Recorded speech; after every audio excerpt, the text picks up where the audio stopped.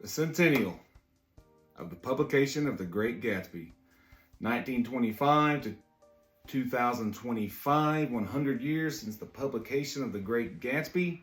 Today, the writing inspiration behind The Great Gatsby, as from Mary Shelley on Speak Low Poetry. What Light Was, available on Amazon. Share your thoughts by leaving a review on Goodreads and Amazon. Today, F. Scott Fitzgerald's inspiration for The Great Gatsby, as from a medium named as Mary Godwin, later Mary Shelley. 1924. Scott Fitzgerald and his wife and daughter are on the French Riviera, and he has tasked himself with creating the great American novel, and he is in a slump. He and his wife are in a rift. Things are not going well, and he is in a nosedive.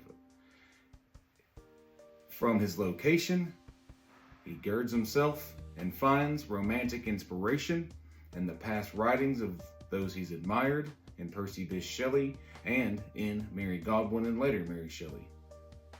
He finds, in his writing in his fictive historical biography of the Shelleys, he finds Mary in a slump and in a rift with her marital spouse-to-be, and he finds in them a way to come back and bounce back that has direct inspiration for Jay Gatsby and Daisy Buchanan and other major famous characters from his emerging novel as he is writing his historical fiction of the Shelleys. Today is an excerpt of F. Scott's historical biography that he's writing on the Shelleys, and it is Mary Shelley in her own entrenched position of loss and grief, coping with her emerging writing of what will become Frankenstein or the modern Prometheus. To set the scene, Mary is in a dire situation. Her first child, a daughter, has died. She is not on speaking terms with her father from his point of view. She has been ostracized in London society. Percy Bysshe Shelley is still married to his wife, who is still alive, Harriet, with their daughter and their son. And Mary has tasked herself with writing an amazing work dealing with her griefs and loss in this woeful situation that will later inspire Scott for The Great Gatsby. Mary. Suffocating grief is upon me as a snake, which fold by fold presses life from me, a clinging fiend that clenches with deadlier hold in each attempt that I stir to live. So grief will remain, let it remain, untold to the living, yet as one outside of time, as dreams in daylight, mother approaches me and communes. I share with her the happiness of my pregnancies, and she delights in them as she would have while still with Papa. She whispers encouragements to me to exact virtues more noble than in being anxious bondage of needing to inspire love from others. Mother, always another death I now know you through in your presence, persisting this harming heist of the best of a heroic heart. Both of our first daughters, now dead. Mother, when shall we be free from fear of treachery? Cherished, darling girl, and my always Fanny, join mother and commune in us, in heartening. Abide Papa in all his griefs and pursuits. Be summoned alive in my bent spirit, in our best little Wilmouse and in Shelley's other sweet ones. Enliven my confidants.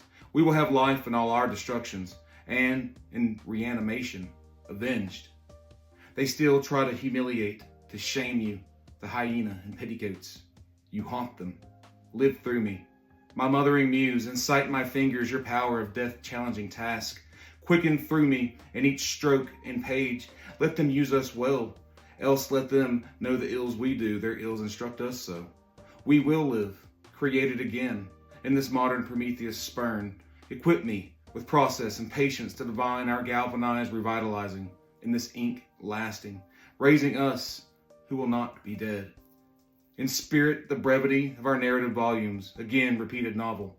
Spirited mother, we meet and commune in you. Authoring our laments, reversed. Mother me as your vessel. Mary in me, effective, as when death and grief were but words which found no true echo in my heart. I call on you, spirits of the dead, my wandering ministers of my vengeance. Aid and conduct me in my work.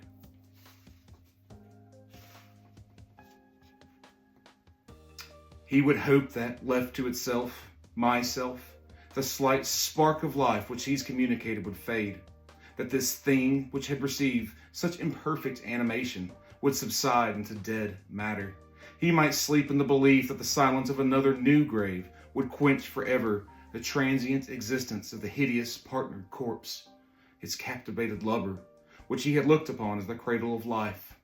The bitterness of betrayal is the shocking consciousness of the loss of time. Urgency exterminated without returns, and yet then shines compassion, love, aid and conduct me, radiant in the warm awareness of its compounding blossoming, of the hope of lost time redeemed.